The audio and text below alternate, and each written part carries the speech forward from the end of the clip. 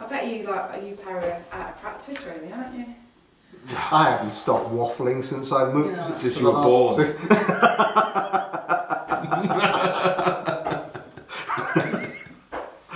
Here we go Floor then. is yours.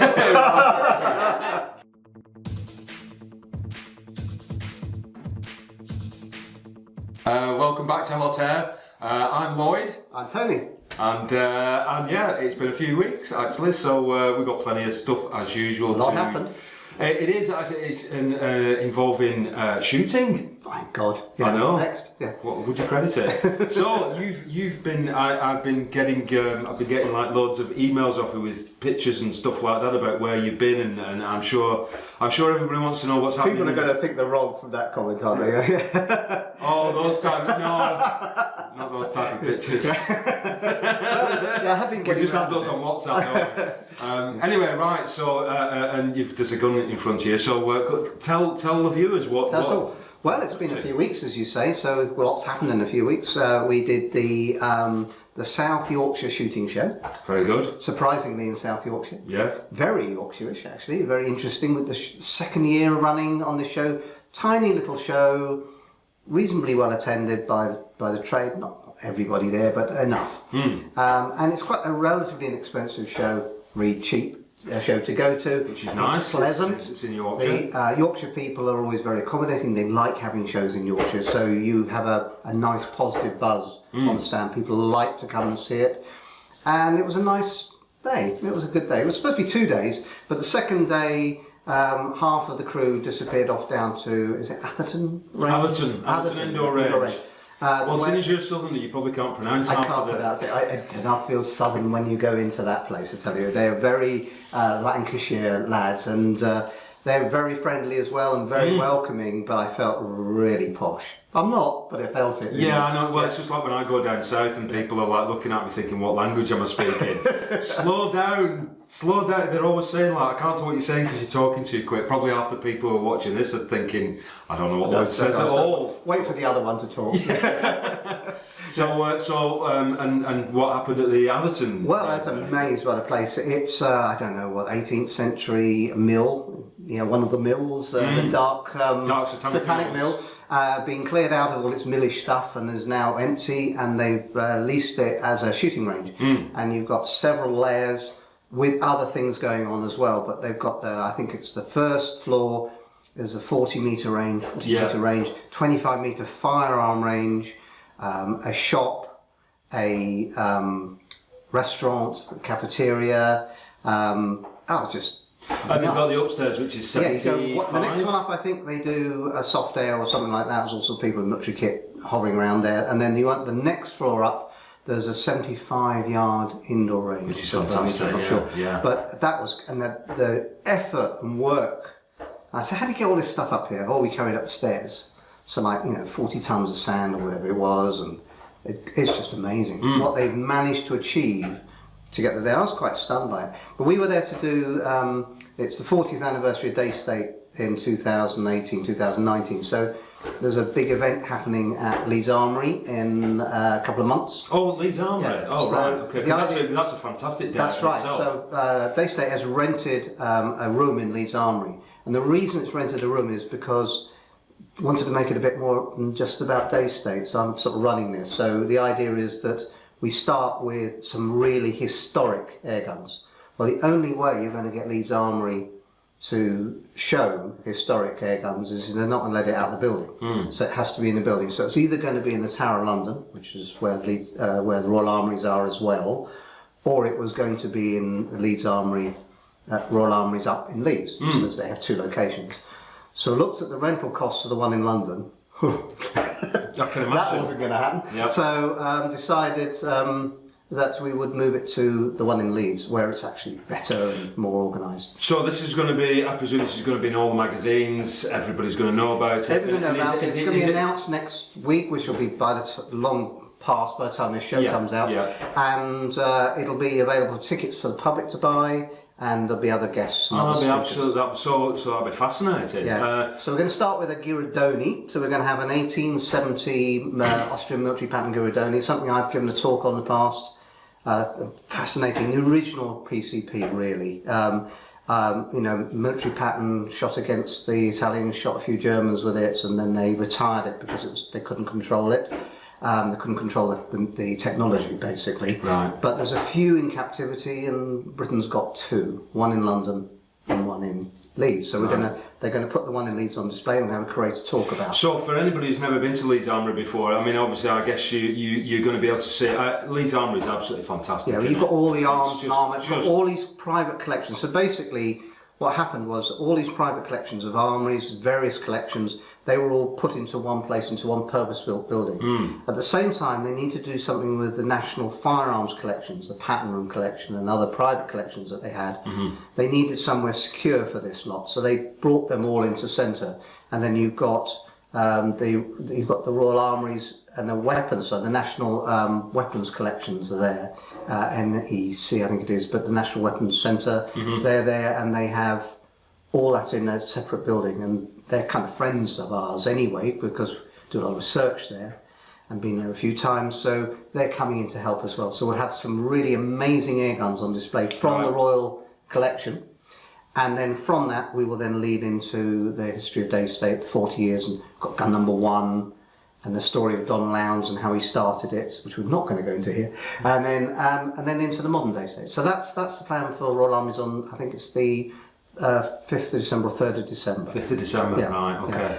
yeah. So that's that. But what we were doing at Atherton Rangers was we were practicing, because we did a practice at the factory, and it was awful. I've got to say, it was just too rambling, and so we thought, right, we need to do it again. So in front of an audience, you can do it privately, no problem at all.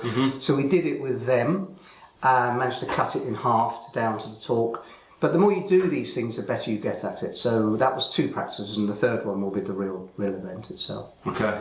So that was what. And obviously, like with where you've also been in the States, did you do any practice at Atherton for the Benchrest? Oh, I wish I had have done. It might have stood in better stead, because I can tell you it was a lot harder than I was expecting it. So the next thing I did was the Extreme Benchrest competition in Arizona. Now it's in its 8th year, and this is a major event in the American calendar, and it's becoming noticed. A lot of people are beginning to follow it in the UK, what with YouTube, Facebook, and all of social media.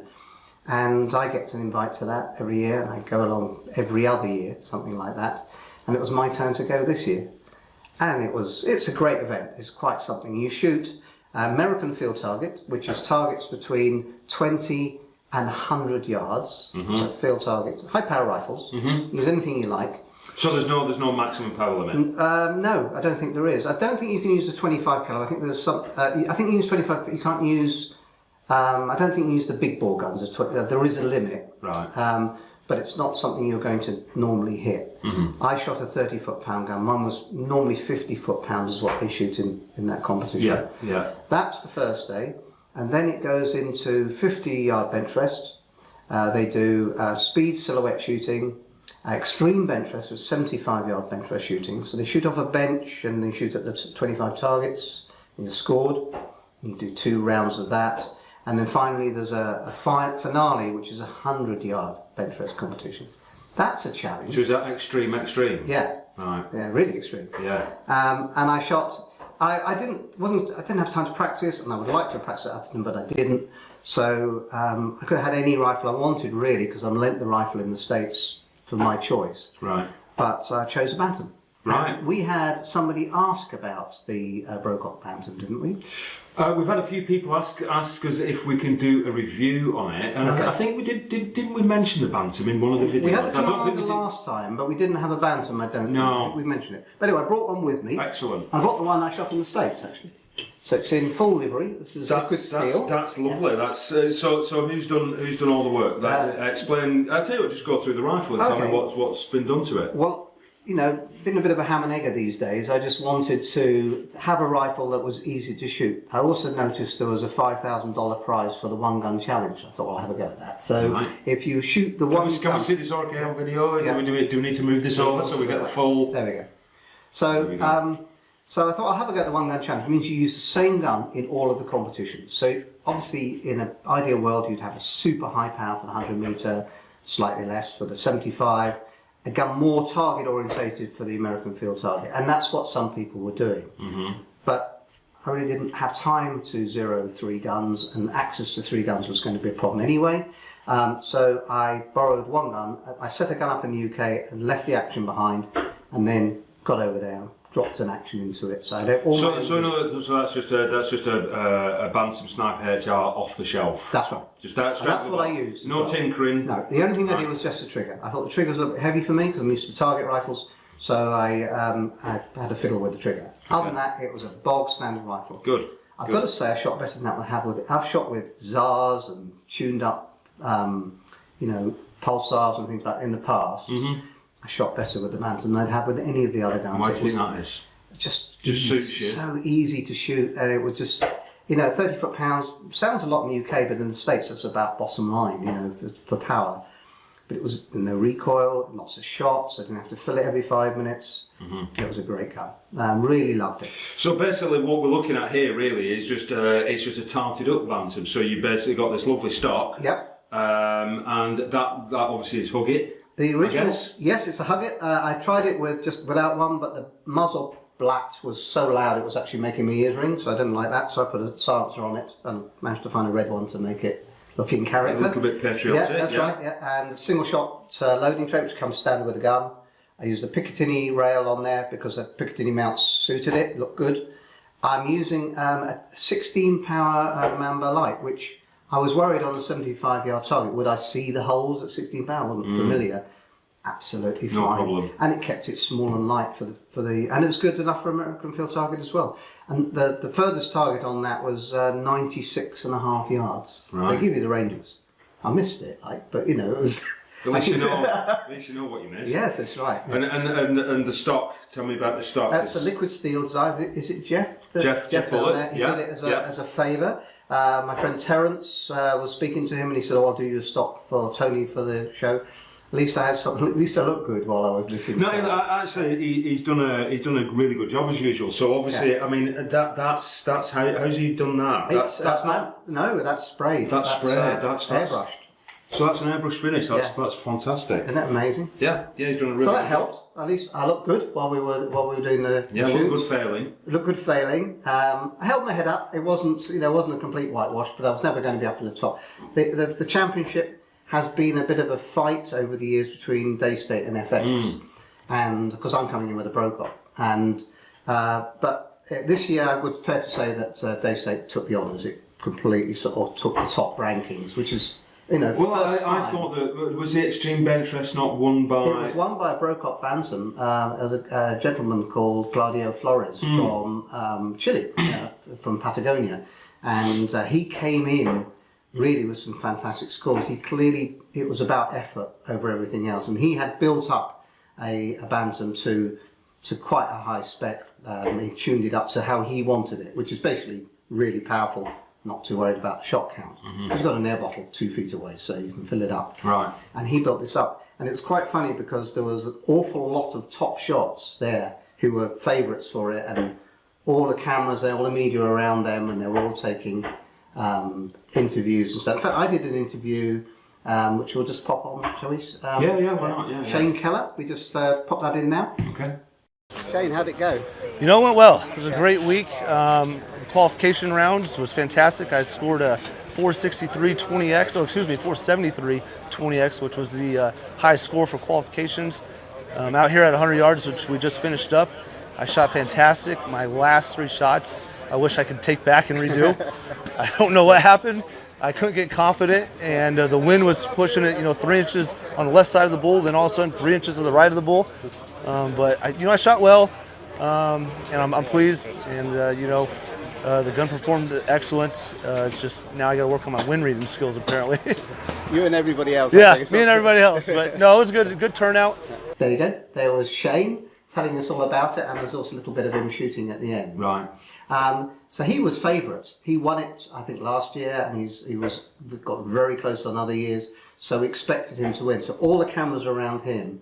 Then suddenly Claudio from Patagonia wins. A bit like everybody moved and covered him. Right. He won it with a Bantam. That's excellent going. 100 metres. Right. I've got to say, it's hard shooting at 100 metres with an air gun. Yeah.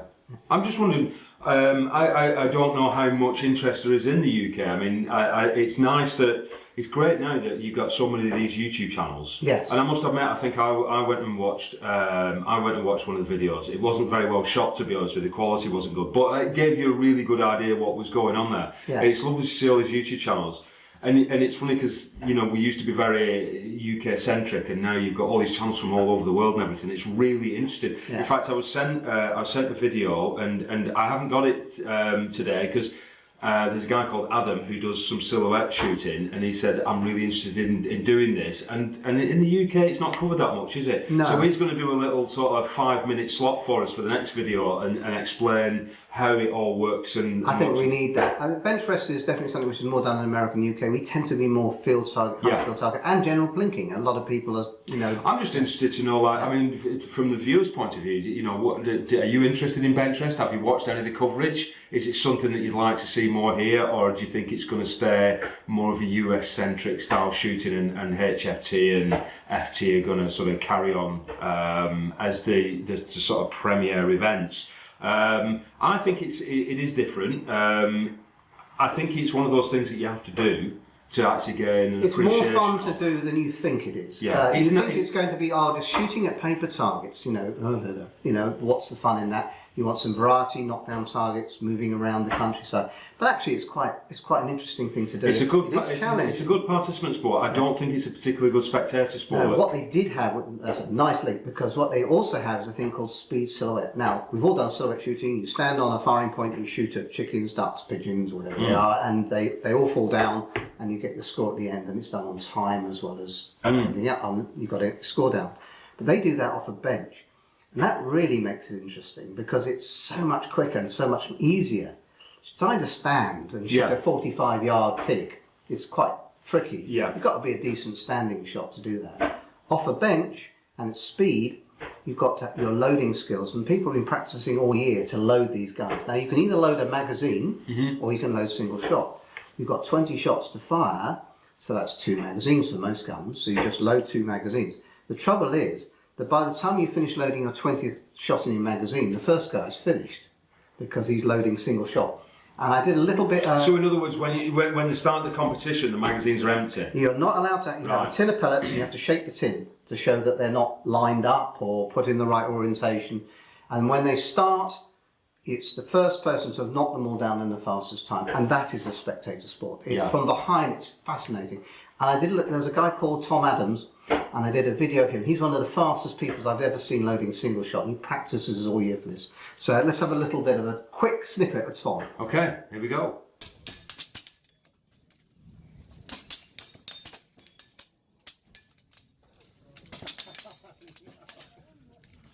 Well, that was impressive. Quite something, isn't it? Yeah. So he's loading single shot because by the time you finish loading the magazine, he's finished.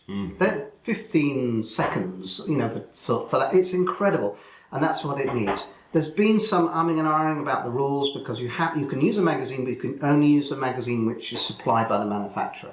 Right. So there was some magazines which was not supplied by the manufacturer, who the manufacturer then decided he was going to buy. So he put his name on them, and they used those. Right. So that's a little bit going through just bending the rules. Yeah. But if you load single shot, or you can load the magazines. I remember 3 years ago I saw a guy who made a magazine filling adapter. He put the Daystep magazine on a peg, so it was immobilised, in a little tray, and when he shook it, all the pellets then orientated themselves in the right angle, and he could load it quickly. But that now has been outlawed. Right. But so at the moment you're back down to single shot loading, or you'd load very quickly. I've always enjoyed. I mean, we used to do some speed shoots at like FT events. Remember? Yeah. And over the years, the speed shoots went, and it sort of seemed to be like health and safety. It's a shame, isn't it? Because I can remember when you used to have 20 targets up and 2 shooters, and you'd have 10 each, and they'd no strings; they're just all up. Yep. And then the timer knocks them all down one. Yeah, that was fantastic. And I tell you what, that was one of the only events that actually people would stand around and watch. Yeah. If it was anything else, you know, it's not. The speed silhouette in the States was. I'd love to see some sort of speed shooting come into the UK. Yeah. I think it would be interesting, and it would freshen it up a little bit as well. To be honest with you, it'd be something a little bit different for the type of people like me who just like go and watch HFT. And I must admit, if you're not competing, it's not the most exciting sport to watch, is it? You know. But it was a great event. Good. If I wasn't going there professionally, it would have been hugely expensive. Flights, hotels, car hire, the cost of the shoot itself. It's all a very expensive thing to do. It's obviously a lot easier if you live in Phoenix or if you're retired living in the US and shooting air guns. But there were a few British there, 4 or 5, and maybe there'll be a few more next time. Let's hope there is. Good, excellent stuff. Well, that's what you've been up to. That's it. Do you know what? This is for the second week in a row. I think mine's been relatively boring, to be honest. Shall we have a cup of tea? Yeah, why not? Because I've got some new products to show everybody, like what we've been up to, or what I've been up to anyway. So yeah, a cup of tea, and we'll be back soon. See you in a bit. We're going to do a little bit of piece on the hot air show for you. Can you tell me your name? Sebastian Lopez, And where are you from, Sebastian? Mexico. Whereabouts? Well, it's Sonora. All right, okay. Where do you see? Fantastic. You've just been shooting a red wolf here. How did you get on? Well, it was quite easy. It's just managing the wind and stuff, but it's a beautiful rifle. Fantastic, excellent. I'm the only lady in the wolf pack shooting with my Daystate Red Wolf, and I'm really happy to represent. It was an amazing experience, and I couldn't have done it without the gun that I was shooting. Fantastic, definitely lead with the pack. Hi, I'm Steve from the British Shooting Show. Come and see us in February next year, 2019. We'll have wider aisles, more space, and a bigger and better show. Thank you.